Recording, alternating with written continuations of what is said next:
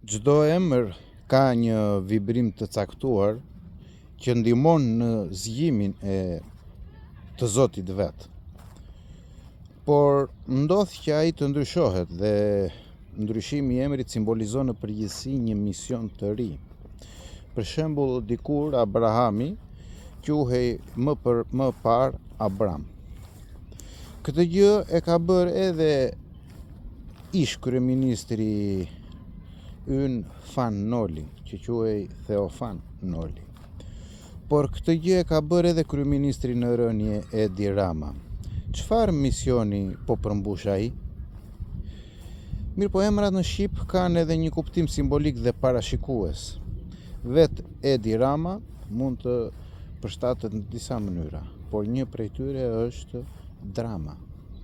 A ka lidhje ky shpjegim? Për mendimin tim, ai e ka kryer një mision, sipas kësaj që duket. Ai po zgjon ndërgjegjën kombëtare.